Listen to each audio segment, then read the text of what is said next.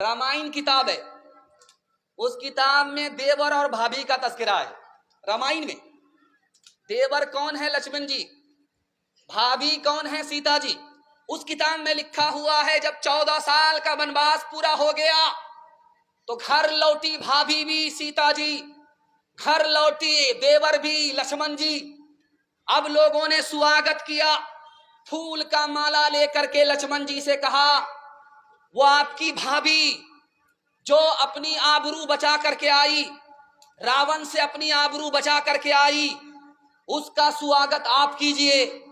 ये माला है, जा करके भाभी के गले में डाल करके आइए। लक्ष्मण जी से कहा जा रहा है, देवर से कहा जा रहा है, आपकी भाभी 14 साल वनवास पूरा करके आ रही है, ये माला लेकर के अपनी भाभी का स्वागत करके आइए। वो भाभी आपकी बैठी हुई है, वहां जाइए और अपने हाथ से स्वागत करके आइए, माला पहना करके आइए।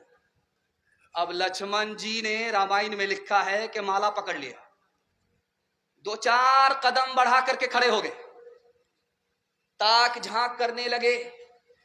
तो लोगों ने कहा क्या हुआ? कहा मेरी भाभी के साथ 4-5 औरत और भी बैठी हुई है। अब 4-5 औरत में मेरी भाभी कौन है मुझे पता ही नहीं। कहा अल्लाह अल्लाह, 14 साल भाभी के साथ रहे हो, भाभी का चेहरा नहीं देखा? कहा वो तो घूंघट डाल करके रहती थी, चेहरा कहां नजर आया? चलते हुए सिर्फ मैंने पांव देखा है, चेहरा आज तक नहीं देखा है।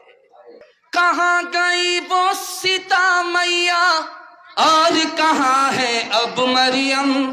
भारतवर्ष में जिनके चरित्र पे गर्व किया करते हैं हम, जो अपनी इतिहास भुला दे, आग लगे उस फैशन में, आग लगे उस फैशन में। हिंदुस्तान का चेहरा देखो सच्चाई के दर्पण में, हिंदुस्तान का चेहरा देखो सच्चाई के दर्पण में। अमन की देवी तड़प रही है गांधी जी के आंगन में, गांधी जी के आंगन में।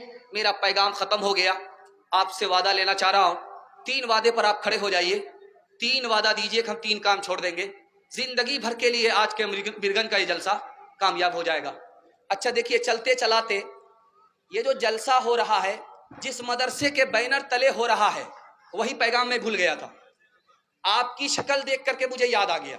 अगर इजाजत दीजिए तो मैं सुना देता हूं, सिर्फ 3 मिनट लगेगा। इजाजत है? हाथ उठाइए। इंशाअल्लाह। डॉक्टर को फीस नगद देंगे और मदरसे के उस्ताद को तनख्वाह उधार। हाथ उठाइए। इंशाअल्लाह।